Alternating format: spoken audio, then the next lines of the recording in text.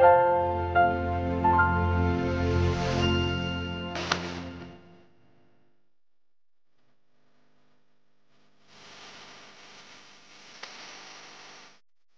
விசுவாசத்தினாலே இன்னைக்கு பாருங்க, அநேக நேரங்களிலேயே மீட்பு உண்டாகலை. ஒரு பெரிய தொழில் அதிபர், சோப்பு வியாபாரி, அவர் நண்பரோடு கூட ஊழியத்தில் இருக்கிறவரோடு கூட பேசிக்கொண்டு கடந்து போகிற போது அப்படிதான் சொன்னாராம். அந்த ஊழியக்காரை பார்த்து அவர் சொன்னாராம், ஐயா, எவ்வளோ காலமாக நீங்களும் சொல்கிறீங்க இயேசு சிலுவையில் மரித்தார், ரத்தம் சிந்தினார், ஜனங்கள் பாவங்கள் எல்லாம் மன்னிக்கப்படும் சொல்லி. ஆனாலும் பாருங்கள், இந்த ஜனங்கள் எல்லாம் குடித்து கொண்டு வெறித்து கொண்டு இப்படி பாவத்தில் கிடக்கிறாங்களே, இவ்வளோ ஜனங்க பாவத்தில் கிடக்கிறாங்களே, இயேசு அப்புறம் ரத்தம் சிந்தினார், மீட்கப்பட்டார் ஜனங்கள்னு சொல்லுகிறதுனாலே என்ன பிரயோஜனம்னு சொன்னாராம். கொஞ்ச தூரம் அப்படியே நடந்து கொண்டு போய்கொண்டு இருக்கின்ற போது அந்த சின்ன பிள்ளைங்கள்லாம் அப்படியே அந்த மண்ணில் அழுக்கில் அப்படியே புரண்டு விளையாடி கொண்டு இருந்தாங்களாம். அப்போ இவரை பார்த்து சொன்னார், ஐயா, நீங்கள் இவ்வளோ பெரிய சோப்பு வியாபாரியாக இருக்கிறீங்க, ஊரெல்லாம் அவங்க சோப்பு இவ்வளோ வியாபாரம் ஆகுது, ஆனால் இன்னும் இந்த பிள்ளைகளெல்லாம் அப்படி அழுக்காக இருக்கிறாங்களேன்னு சொன்னாராம். அப்போ அவர் சொன்னாராம், இல்லைங்கய்யா, ஏன் அவன் அழுக்காக இருக்கிறான்னா, என் சோப்பை அவங்க பயன்படுத்தினான்னா என்ன செய்வார்கள், அவர்களெல்லாம் சுத்தமாயிடுவாங்கன்னு சொன்னாங்களாம். அப்போ தான் இவர் சொன்னாராம், கிறிஸ்துவின் ரத்தத்தையும் ஒரு மனிதன் விசுவாசத்தில் பயன்படுத்துகிற போது பாவத்திலிருந்து சாபத்திலிருந்து இயேசுவின் ரத்தம் அவனை விடுதலையாக்கும் என்று சொன்னார். ஏன்னா விசுவாசத்திலே நீங்கள் பயன்படுத்துகிற போது, ஏன்னா இயேசு கிறிஸ்துவின் ரத்தம் இல்லாமல் சுத்திகரிப்பு இல்லை, இயேசு கிறிஸ்துவின் ரத்தம் இல்லாமல் பாவ மன்னிப்பு இல்லை, இயேசு கிறிஸ்துவின் ரத்தம் இல்லாமல் மீட்பு இல்லை. ஏன்னா இயேசு கிறிஸ்துவின் ரத்தம் தான் என்ன செய்தான், பாவ சாப அக்கிரமங்களிலிருந்து நம்மை மீட்டெடுக்கிறதா இருக்கிறது. இயேசு கிறிஸ்துவின் ரத்தம் தான் நம்ம என்ன செய்கிறதா, கிறிஸ்துவுக்குள்ளாய் கூட்டி சேர்க்கிறது. இயேசு கிறிஸ்துவின் ரத்தம் தான் நம்ம ஒரு பெரிய பாதுகாப்புக்குள்ளாக நடத்துகிறது. அப்போ ஒரு நாள் அங்கே சொல்லப்பட்டிருக்கிறது, ஒரு மனிதன் மீட்கப்பட வேண்டுமானால் முதலாக அவனுக்கு தேவைப்படுகிற ஒன்று இயேசு கிறிஸ்துவின் ரத்தம். அந்த ரத்தம் பூசப்படுகிறது. அங்கே லேவியராமோ 14:14 அதைத்தான் சொல்கிறது.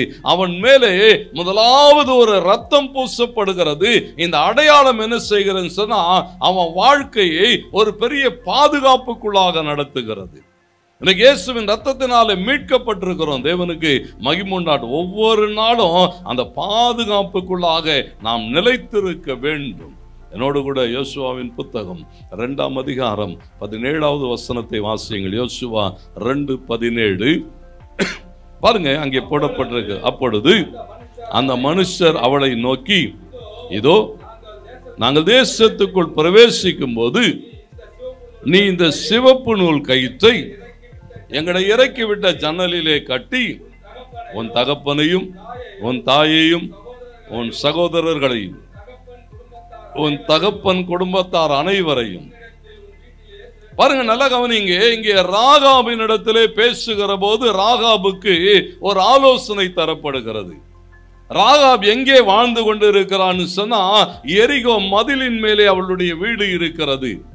நல்ல கவனிங்க, இந்த எரிகோ மதில் எதற்கு அடையாளம் என்று சொன்னால், இந்த பூமி பந்துக்கு அடையாளம்.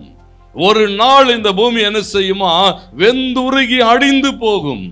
ஒரு நாள் என்ன செய்யும் சொன்னா, இந்த வானங்கள் எல்லாம் சடவென என்ன செய்யுமா, விழுந்து போகும். தேவனுக்கு மகிமை உண்டாகட்டும். ஒன்றுமில்லாமல் நிர்மூலமாய் போகிறதான இந்த பூமி பந்தின் மேலே வாழ்ந்திருக்கிற நமக்கு அடையாளமாய் ராகாபினுடைய வீடு எங்க இருக்குன்னு சொன்னா, அந்த மதில் எப்பொழுது வேண்டுமானாலும் அடிந்து போகும், எப்பொழுது வேண்டுமானாலும் வீழ்த்தப்பட்டு போகும். தேவனுக்கு மகிமை உண்டாகட்டும். வேதம் சொல்லுகிறது, இஸ்ரவேலர்கள் அந்த மதிலை வீழ்த்தும்படி கடந்து வருகிற போது தேவனுடைய நியாய தீர்ப்புக்கு நேராக பூமி நிற்கிறது போல அன்றைக்கு அந்த எரிகோ மதில் என்ன செய்கிறதா, நின்று கொண்டிருக்கிறது. அதன் மேல் ஒருவள் வாழ்ந்து கொண்டிருக்கிறார்.